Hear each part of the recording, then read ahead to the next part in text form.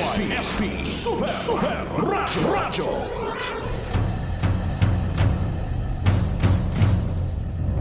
Ugaliing pakinggan ang numero 1 programang Bakbakan sa Super Radio. Tutukan ang mga makatotohanang balita, issue at impormasyon at tuklasin ang iba't ibang kaalaman para pagyamanin ang inyong kaisipan. Bakbakan sa Super Radio. All in one. Balita, issue at kaalaman. Alas 10 hanggang alas 11:30 tuwing umaga, Lunes hanggang Biyernes. Kasama si Super Lily May U.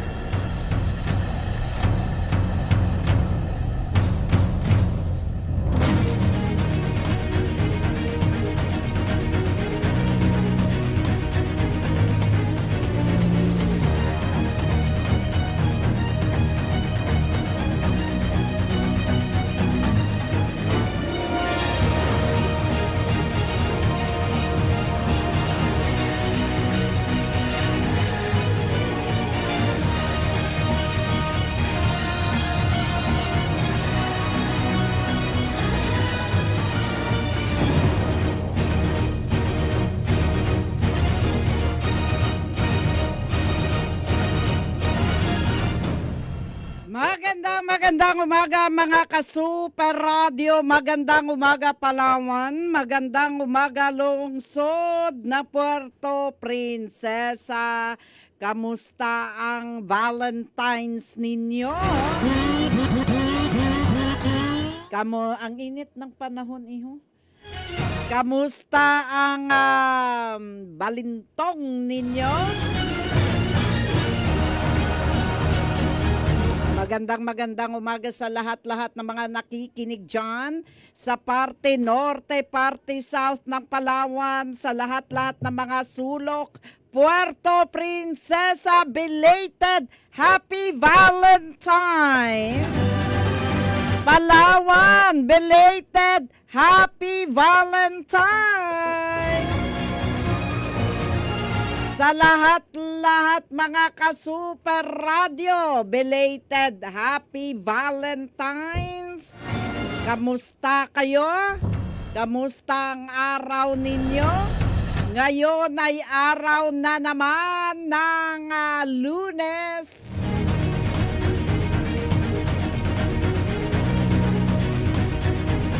Ika-16 ng buwang kasalukuyan.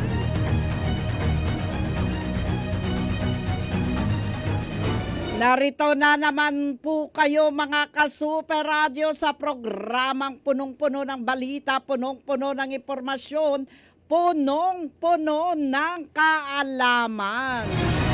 Sa mga nais mag-follow, like and share sa aming Facebook page. Ang aming Facebook page, Super Radio Palawan DYSP 909 kHz. Sa TikTok naman, DYSP Super Radio Palawan. Sa YouTube, DYSP Super Radio Palawan Official.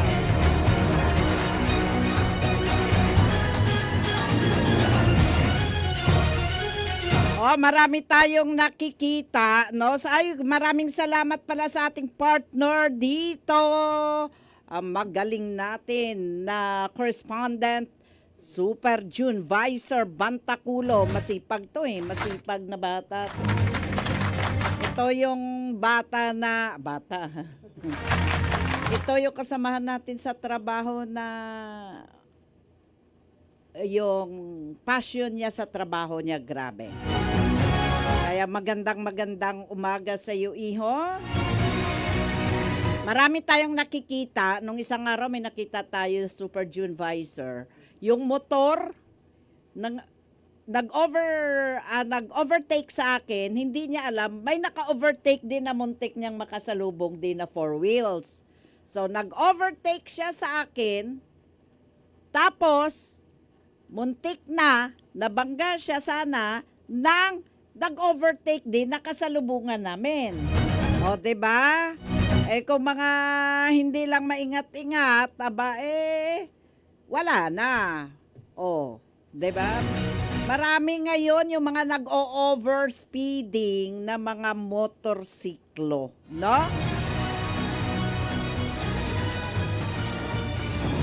Overspeeding. Hindi nila iniisip kung ano yung magiging kahinatnan. Basta sila mag-overspeeding lang, no?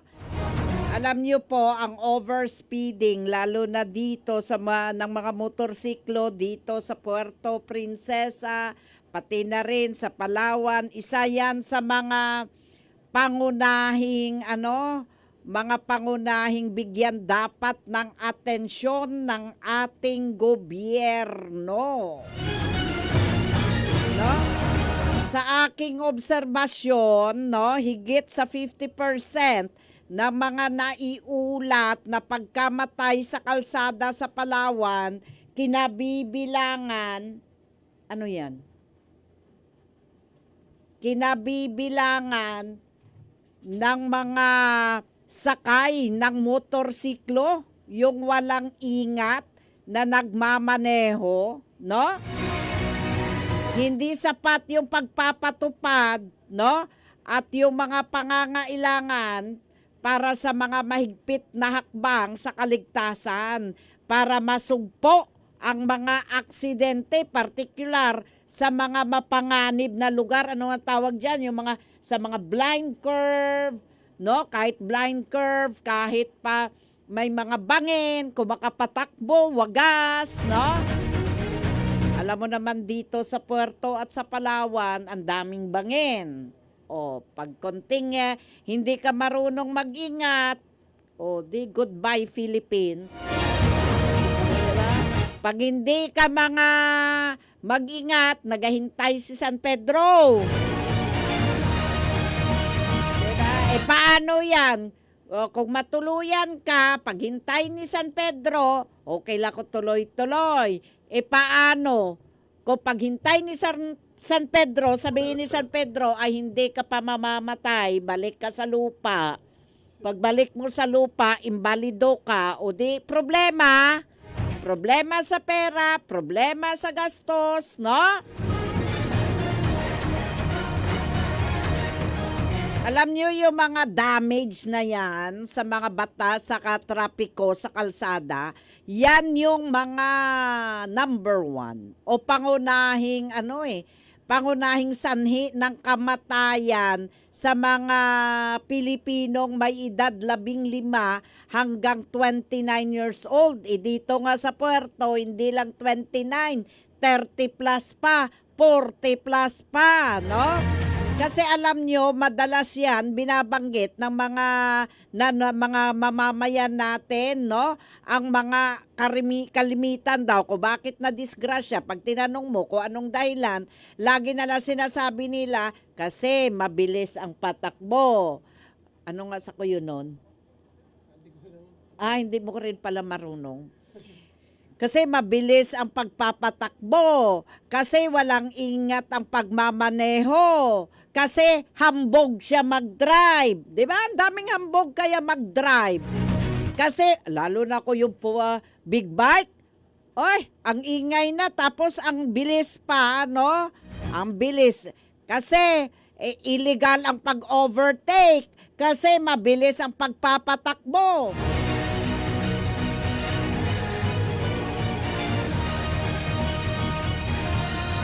Kasi yung nag-drive stuntman yata. Mga ganon. Sa totoo lang, ganon ang mga dahilan, no?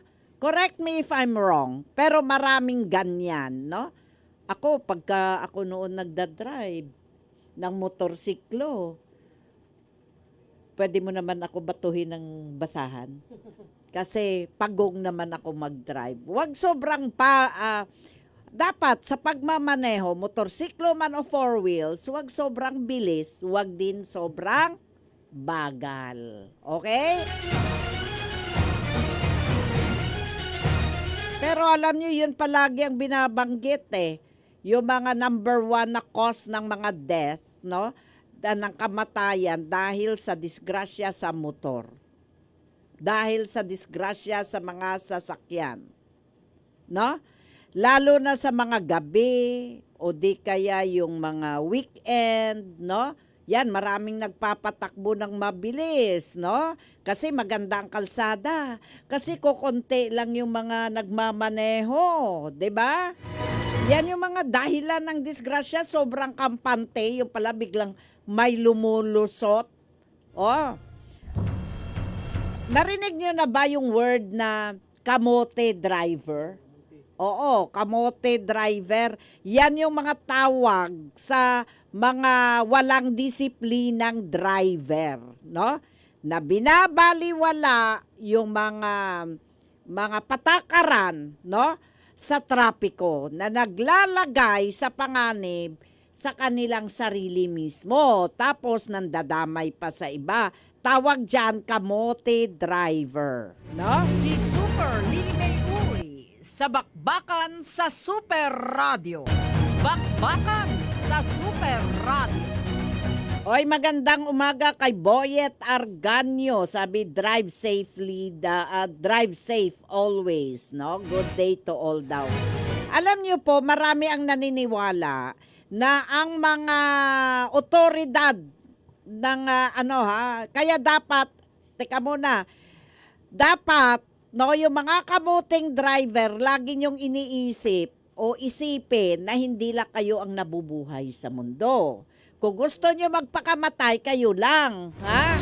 Huwag na kayo mandamay. Kasi alam nyo, yung ginagawa nyong walang ingat sa pagmamaneho sa kalsada, isang uri din yan ng pagpapakamatay. Okay? Ngayon, kung hindi kayo nag-aingat, nagpapakamatay kayo. Hambog kayo, no? Yan yung mga walang disiplinang driver, no? Kailangan yung sundin na merong batas trapiko. Kailangan yung sundin na merong batas kung gaano lang kabilis ang pagpapatakbo. Kailangan yung sundin na merong alituntunin sa pagmamaneho. No?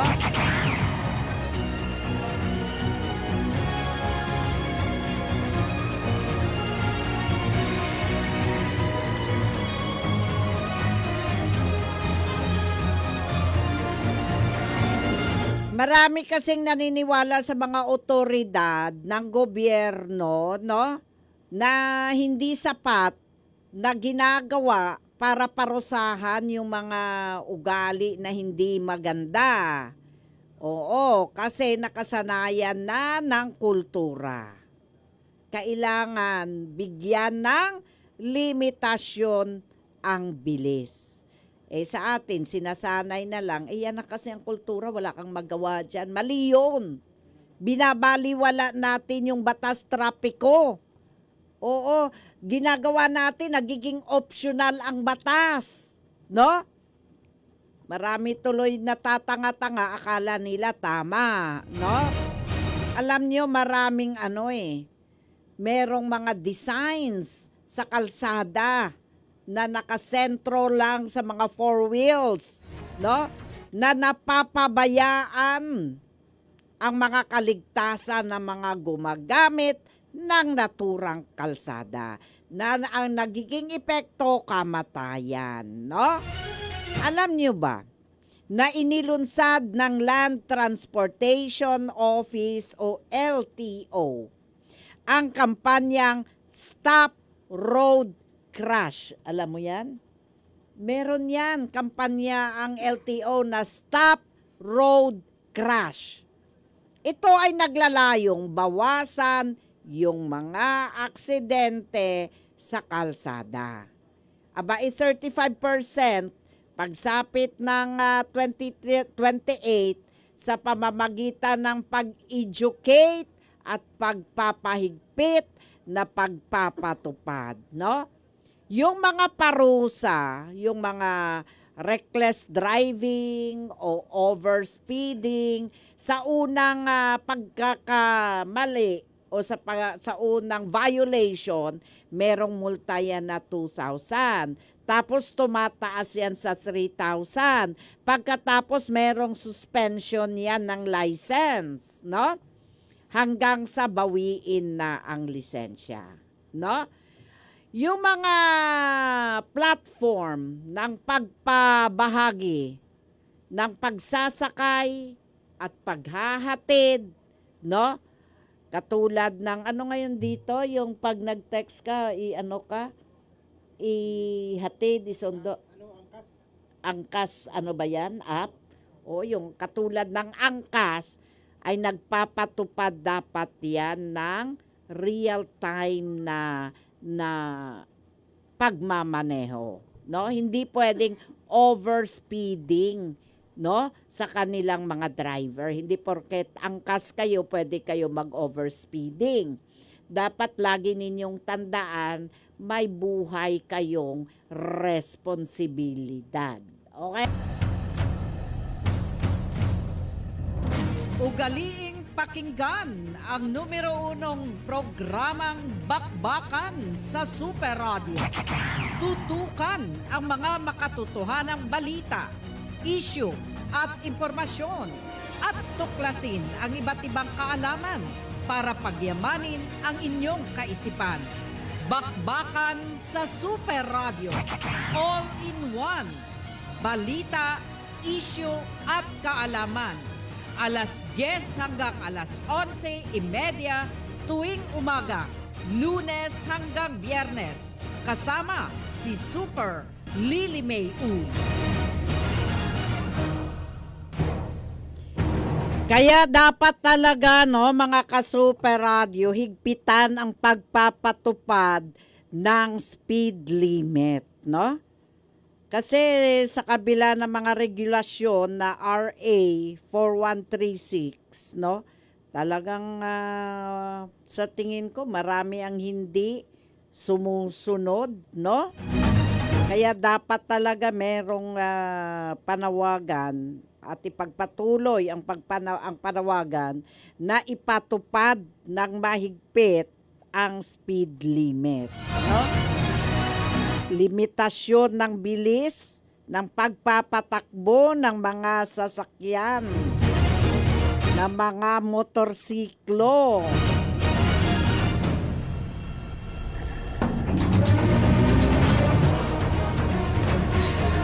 Meron ngang Motorcycle Crime Prevention Act o RA 11235. Ito yung batas na pinagtibay para tumulong na malaman ang mga motorsiklo na sangkot sa mga krimen, sangkot sa paglabag sa trapiko, no? Bakbakan sa Super Radio. Na nag-uutos ng mas malaking color-coded na mga plaka, no?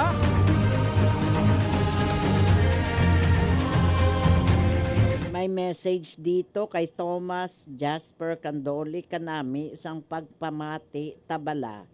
Tapos brown out hinali. De sa Santa Lourdes, nano, Mayo lang okay ang cellphone ko. Live na lang ako di ahay. Super. Brown out dyan? O, brown out na naman yan. Talaga naman ang talent eh. Brown out. Capital of the Philippines. Maya-maya magbalik din yan pag napagod na mag-brown out, no?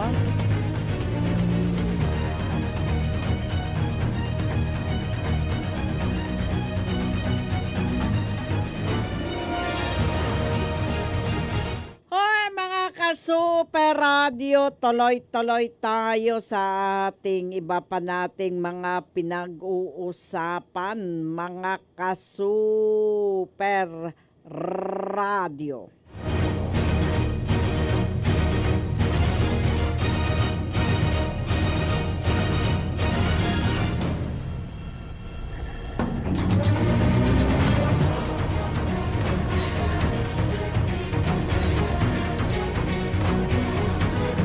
Bakbakan sa Super Radio.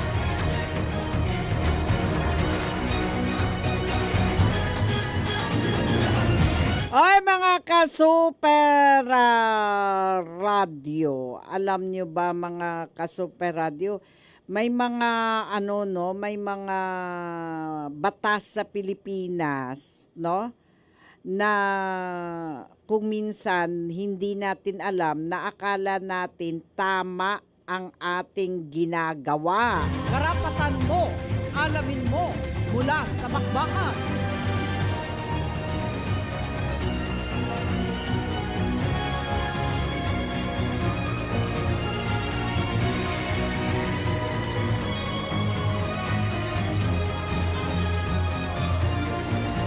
Katulad na lang mga ka-super radio, may mga lalaki kung minsan na hindi alam yung pagsipol lang. Simpleng pagsipol. Alam nyo bang bawal yan yung mga ganon? Bawal yan ha. Catcalling ang tawag dyan. Yung simpleng may mga ganyan, di ba? Tandaan ninyo guys, ha? Bawal ang pagsipol sa babae. No? Bawal yan sa batas. Baka hindi ninyo alam. May mga ganyan pa rin lalaki. Na minsan pag may dumaan na babae, sisipol. Tandaan ninyo, bawal yan sa batas. Yung diba? O di kayo mga ganon. Bawal yan. Ang pagsipol sa babae. Bawal yan sa ilalim ng Republic Act 313 o Safe Spaces Act. Bawal bastos law. Kasi sakop nito ang anumang bastos na komento o wolf whistling o hindi gustong atensyon sa pampublikong lugar. No? Trabaho, paaralan at online. No, yung mga lumalabag pwedeng pagmultahin o pwede ring makulong. Kailangan alam ninyo ha, mga ka-super radio, dapat tandaan na yung Safe Spaces Act RA 11313, no, yung pagsipol, malisyosong titig, no? Yung titig na akala mo manyak, bawal 'yon. Oh, yung mga bastos na biro, bawal yon. Yung pag-ubo-ubo o pagdura na may kasamang parang sexual na kahulugan, bawal din yan, no? Bawal yan sa kalsada, bawal yan sa pampublikong sasakyan, no? Sa mga mall, sa mga paaralan, sa mga opisina, maging sa social media. Kaya sa mga lalaki at sa mga babae, tandaan ninyo yung pagsipol, yung mga titig na malisyoso, yung mga bastos na biro, yung pag-ubo o pagdura na may kasamang sexual na kahulugan, bawal na bawal yan, no? Yung unang paglabag dyan, may kaukulang multa na 1,000 to 3,000 pesos at 1 hanggang 6 na buwan ng pagkabilanggo o community service. No? Karapatan mo, alamin mo, mula sa bakbakan. Protektado yung lahat ng babae, lahat ng lalaki, pati na rin yung mga LGBTQ, lalo na sa mga pampublikong lugar.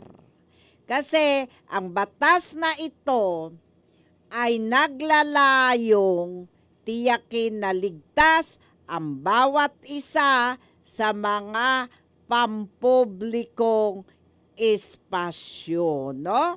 Kaya ayan ha, yan yung saklaw, no, ng Republic Act 11313, no? Nang bawal yung pagbubusina, pagsipol, catcalling, o pambabastos sa kalsada. O yung mga unwanted sexual advances, bawal yan. O bastos na biro, bawal yan. Oo. Yung mga cyber harassment, bawal din yan. tulad ng mga unsolicited na mga litrato, mga message, o di kaya yung mga comments online, marami pang iba, no?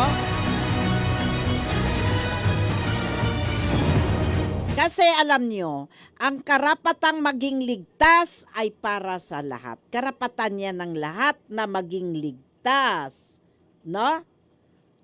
Babae ka man, lalaki ka man, LGBTQIA+ ka man, bata ka man, o matanda, no?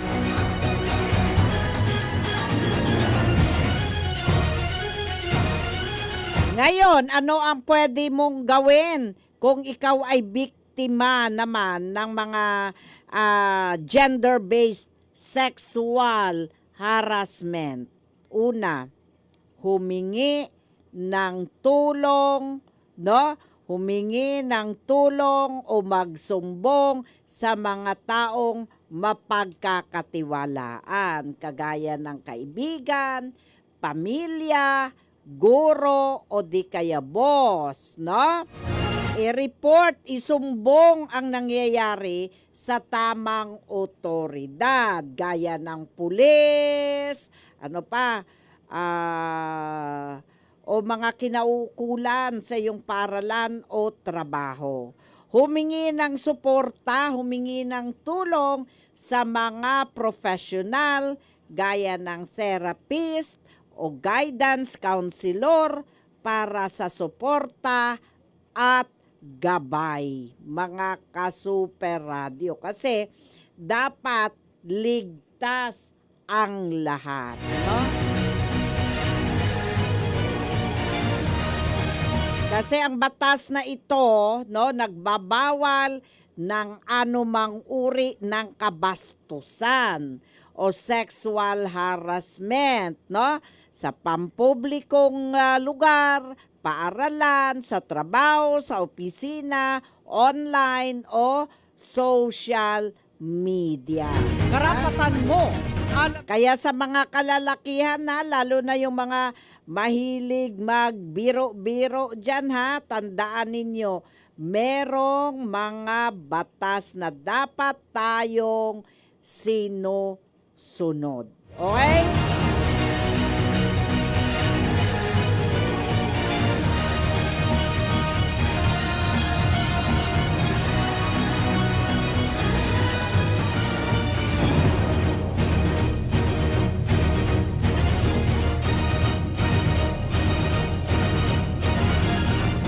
Oy, mga ka-Super Radio, 50 minutos makalipas ang alas 10 ng umaga. Tuloy-tuloy tayo sa ating mga headlines.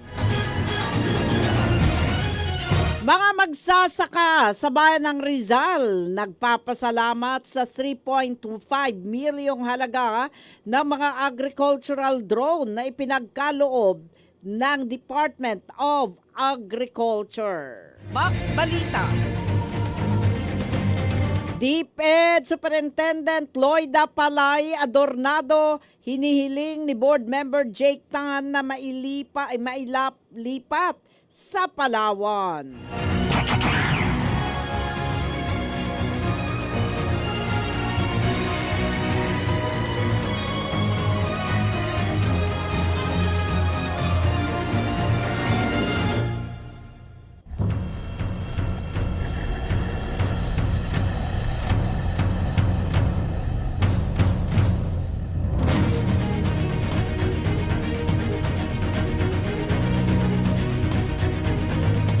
Pagdiriwang ng love affair with nature sa Puerto Princesa naging matagumpay.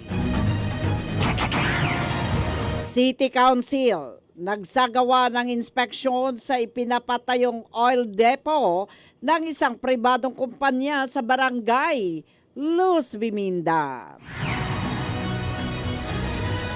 Ilang mga kabahayan naabo sa sunog sa barangay Bagong Silang sa araw mismo ng Puso.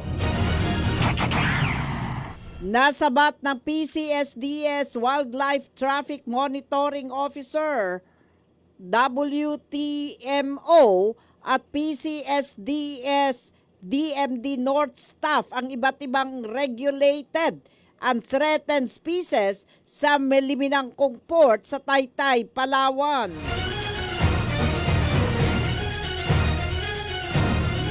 Philippine Coconut Authority, Palawan, target na makapagtanim ng higit sa 70,000 na puno ng niyog ngayong 2026.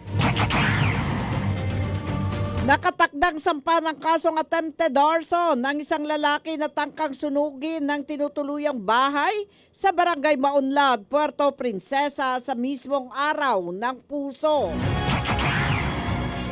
At yan ang mga balitang inyong antabayanan dito sa DYSP Super Radio sa programang Bakbakan.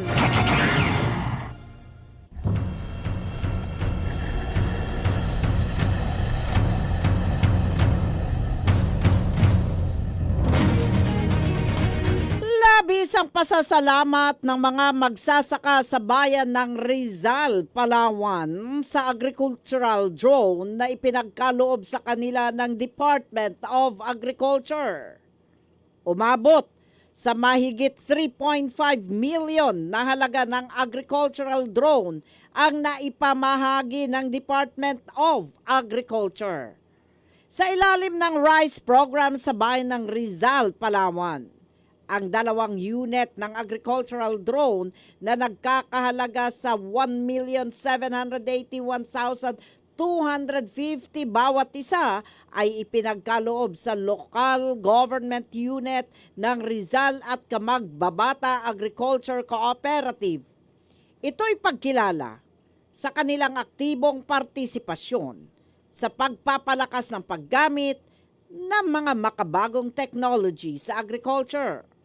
Samantala, ang mga ipinagkaloob na drone units ay inasahang makatulong sa pagpapataas ng ani, pagbabawas ng gasto sa produksyon, at pagpapalakas ng kakayahan ng mga benepisyaryo sa pagpapatupad ng sustainableng pagsasaka. Ang paliwanag ni Regional Executive Director Attorney Christopher R. Banyas, ang pamamahagi ng agricultural drones ay bahagi ng patuloy na pagpapatupad ng Department of Agriculture Memaropa ng mga programang nakatuon sa mekanisasyon at modernisasyon ng agrikultura, alinsunod sa layunin ng ahensya na mas lalong mapataas ang produksyon ng palay, mapapabuti ang kabuhayan ng mga magsasaka at matiyak ang pangmatagalang seguridad sa pagkain sa rehiyon. Bakbak Balita.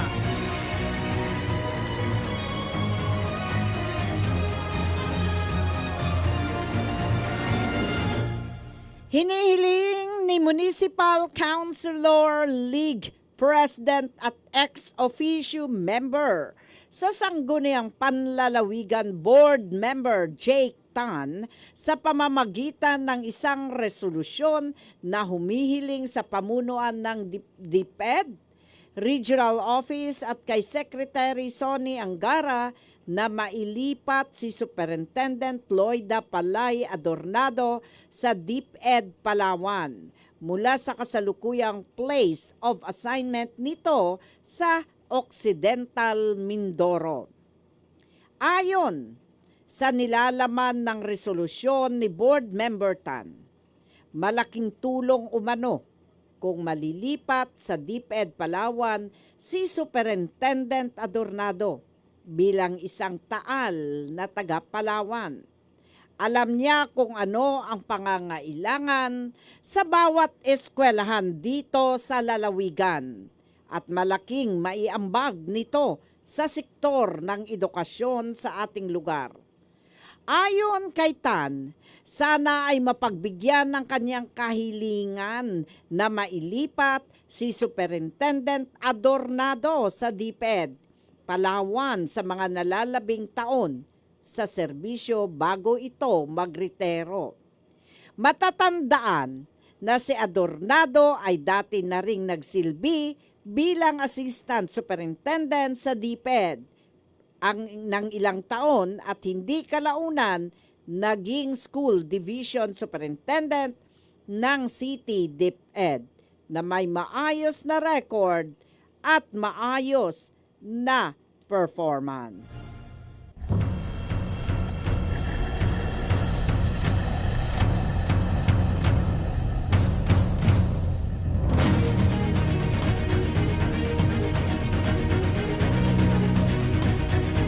Nakatakda namang sampahan ng kasong attempted arson ang isang lalaki na tangkang sunugin ang tinutuluyang bahay sa barangay Maunlad, Puerto Princesa sa mismong araw ng puso. Sa panayam ng Super Radio kay FO3 Raymond Orteliano, tagapagsalita ng Bureau of Fire Protection, Puerto Princesa, hinahanda na ang mga dokumento para sa pagsasampa ng kaso. Anya, sa inisyal na impormasyon, nagbuhos sa bahay ang suspek ng gasolina.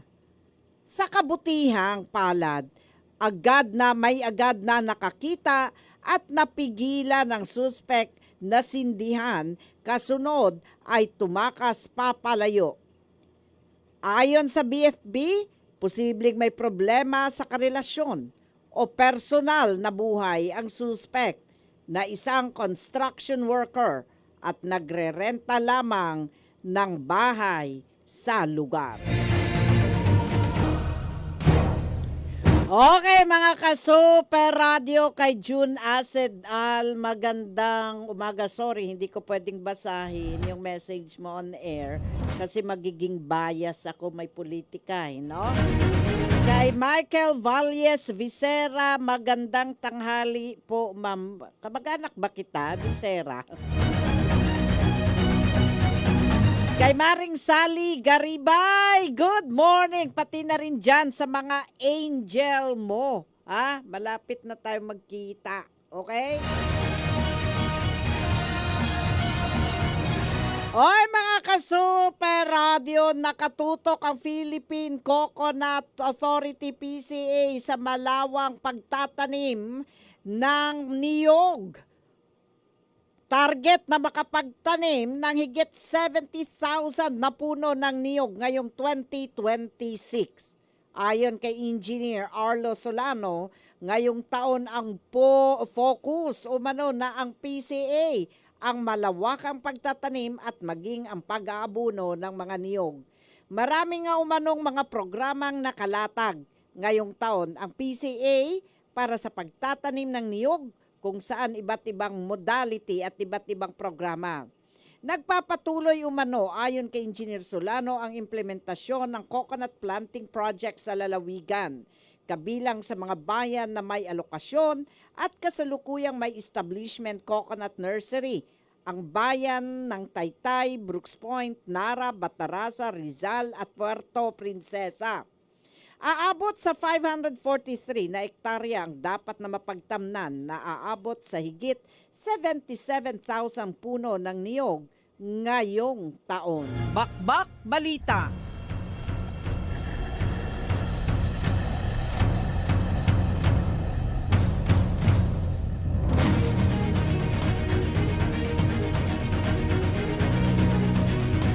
Nasabat ng PCSDS Wildlife Traffic Monitoring Officer at PCSDS DMD North Staff ang iba't ibang regulated at threatened species sa Liminangkong Port sa Taytay, Palawan noong Biyernes.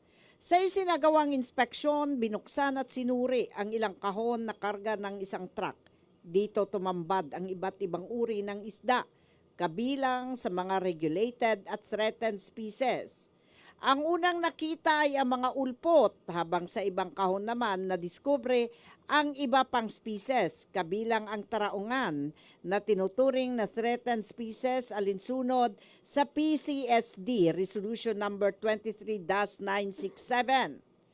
Walang naipakitang kaukulang permit ang driver at mga helper ng truck na may hawak ng mga isdang ito, dahilan upang agad na kumpiskahin ang mga ito.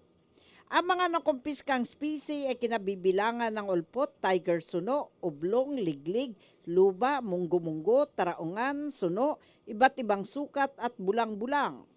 Isinagawa ang kumpiskasyon alinsunod sa umiiral na mga batas, patakaran at regulasyon hinggil sa proteksyon at konserbasyon ng wildlife resources sa lalawigan ng Palawan. Patuloy na pinaalalahanan ang publiko na ang pagdadala at pagbabiyahe ng mga regulated at threatened species ay kinakailangang may kaukulang permit upang maiwasan ng illegal na kalakalan at maprotektahan ang yamang dagat ng lalawigan. Bakbak Balita.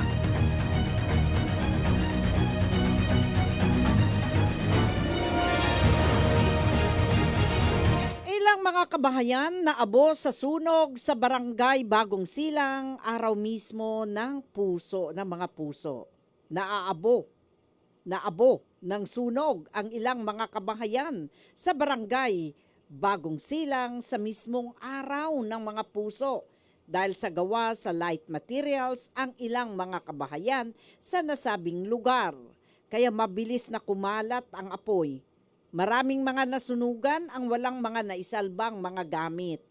Idiniklara namang fire out ang sunog bandang alas 12:56 ng hapon. Samantala, ayon sa isang residenteng nasunugan, ang dalawang anak nito, babae ang naiwan sa bahay nang mangyari ang sunog. Subalit wala ring naisalba ang mga ito. Kuryente ang itinuturo namang dahilan nito na pinagmulan ng sunog. Ganito rin ang kwento ng isa pang residente ng Bagong Silang na nabiktima ng sunog, kung saan wala ring naisalbang gamit ang kanyang misis na naiwan sa kanilang bahay habang ito ay nasa kanyang trabaho nang magaganap ang sunog. Isa pang residente ng Bagong Silang na natupok ng apoy ang bahay. Maging ang mismong bahay ni Kapitan Rene Balacanta ng Bagong Silang ay hindi rin nakaligtas sa sunog. Ayon kay Kapitan Balacanta, galing ito sa love affair with nature at ubos na ang bahay nito ng kanyang maabutan. Tinataya namang nasa halos 9 ang inisyal na bilang ng nasunog na kabahayan ayon kay Kapitan Balacanta. Iniimbestigahan pa sa ngayon kung ano ang sanhi ng naturang sunog. Bakbak Balita.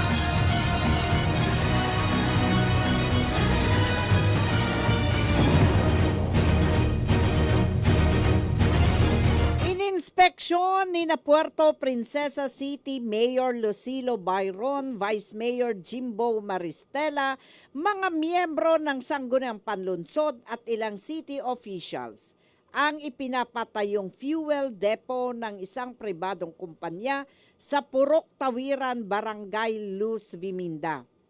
Ang ipinatatayong fuel depot sa Barangay Luz Biminda ang paglilipatan ng kasalukuyang depo sa poblasyon area matapos bigyan ng notice ng city government na hindi naakma ang lugar para pag-imbakan ng mga fuel.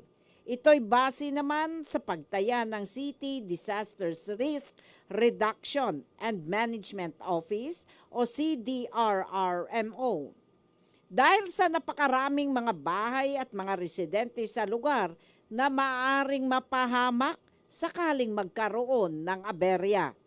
Samantala, binigyan pa ng sapat na panahon ng city government ang mga nagmamay-ari ng mga oil depot sa kabayanan ng lungsod para lumipat ng lugar sa labas ng poblasyon area. Bakbak Balita. At yan po ang ating mga balita ngayong umaga, mga ka-Super Radio. Bukas muli natin mapakinggan ang iba pa nating mga balita.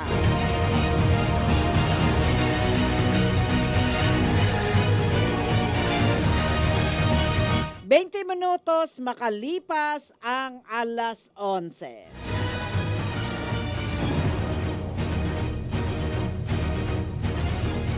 Kay Maribel Solomon Binyas, Ate May, gandang tanghali. Pabati po kay Joanne Gabuten. Happy birthday po dyan sa Bahili.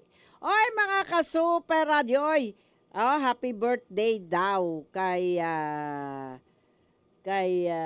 Joanne Gabuten. Happy birthday po dyan.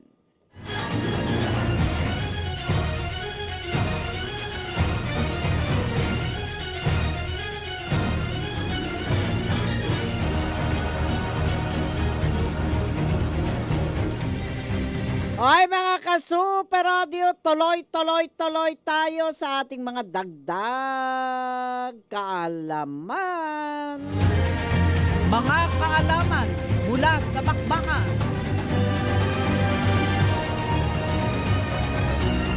Ay, mga ka-super radio, alam nyo ba, nanay natin, matalino yan. Oo, matalino yan. Hindi tayo pwedeng tayo pang mas matalino sa nanay natin. Nung dekada 80, dekada 90, grabe ang tatalino ng nanay namin. Ha? Pag-usapan natin yung anatomy. Oo. Aga pa lang, pag nag-utos yung nanay mo, alam nyo ba, hanapin mo ganito. Tapos hindi mo makita, ang sasabihin ng nanay mo ganito. Mata ang ginagamit sa paghahanap, hindi bibig. O, 'di ba? Matalino yung nanay natin, no? O, magaling din sila sa sanitation. Mga pag naghingi ka ng pera, baon, pag mainit ang ulo ng nanay mo, sagot niya sa iyo, anong kala mo sa akin? Nagtatain ng pera? Naranasan mo yan, Doy? O, anong kala mo sa akin? Nagtatain ng pera, o, 'di ba? Magaling siya sa sa sanitation. Magaling din nanay natin sa history. Oo. Kasi, pag naghingi ka ng baon, sasabihin, kunyari, hingi mo, nay, pahingi baon, 20, sasagutin. Nung bata pa ako, piso lang ang baon ko. Maswerte ka pa nga eh. Mahigit 10. Magaling din nanay natin sa agriculture. Oo.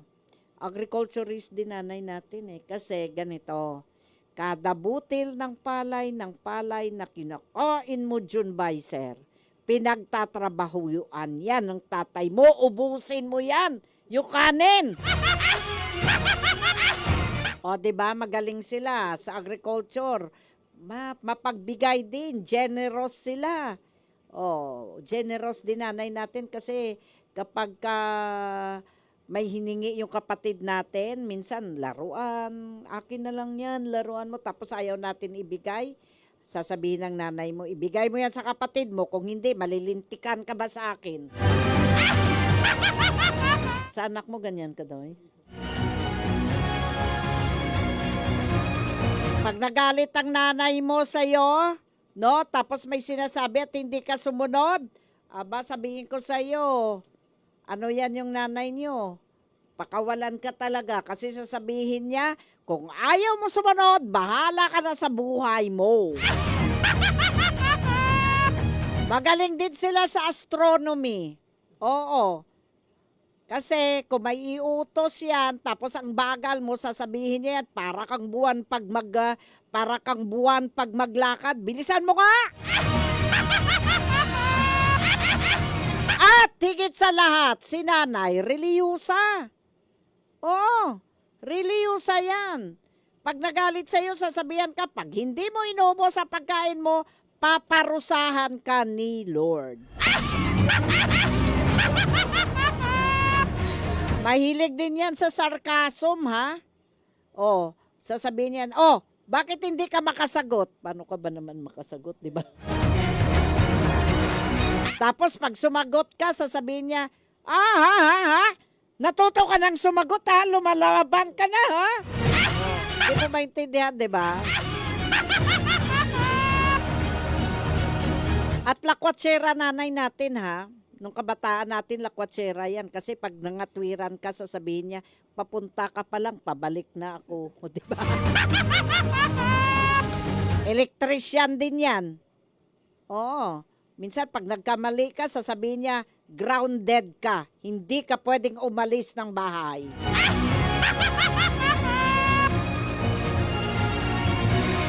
Magaling din sila na sa logic, ha? Oh, sasabihin niya sa'yo, pag may pinapahanap tapos hindi mo makita, sabihin niya, pag hindi mo nakita, makikita mo. At magaling siya sa theory of evolution. Ang nanay niyo, magaling sa theory of evolution. Sasabihin niya yan, manang-mana ka sa tatay mong mukhang unggoy. O, diba? Magaling siya sa evolution. Magaling din yan siya sa sports. Mahilig din siya. Kasi pag hinabol ka niya ng pamalo, sasabihin niya, tumakbo ka na. Pag naabutan kita, malilintikan ka talaga sa akin. Lalo na kung may bayabas na stick. At magaling siya mag-hypnotize.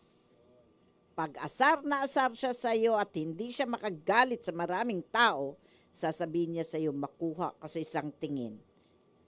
Oh, makuha mo ka sa isang tingin ko lang. Sabay mudlo-mudlo ng mata niya. 'Di ba? Nakaranas na kayo ng ganyan? Pero alam ko iba sa inyo. Pero sa tingin ko makaka-relate yung mga batang nasa sa 70s, 80s, 90s. Kahit hanggang ngayon, may ganyan pa rin na super vice, di ba? Oo, may mga ganyan pa rin na mga magulang no?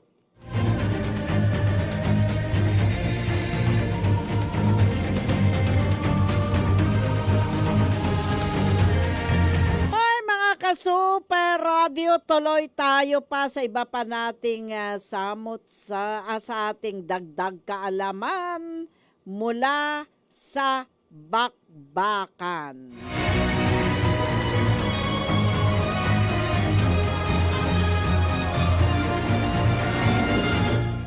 Mga kaalaman mula sa bakbakan. Alam niyo ba mga ka-Super Radio, sa Russia, pag marumi ang kotse mo, pwede kang mumultahan. Oo, may batas sila na ganyan, no? Pagka marumi ang sasakyan mo, pwede kang kasuhan sa Russia. At sa Arizona naman, labag sa batas ang pagpapakain ng basura sa baboy na walang permit. Kung papakainin mo ang baboy ng basura na walang permit, pwede kang kasuhan. At sa bansang Samoa, bawal sa isang lalaki kalimutan ang birthday na misis. Kailangan pag may asawa ka at birthday ni misis, kailangan maala-ala mo yan. At alam nyo ba, sa Belgium, ang isang unan ay isang klase ng passive weapon. Kaya pwedeng technically makasuhan ka kapag namalo ka sa isang tao gamit ang unan.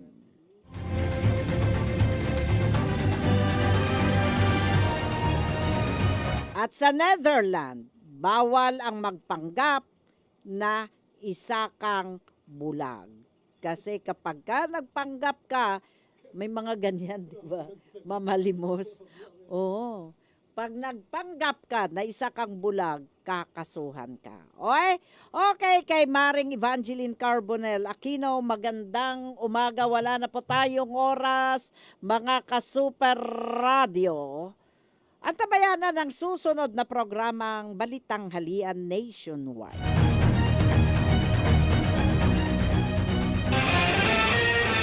Ito ang serbisyong totoo, GMA Super Radio.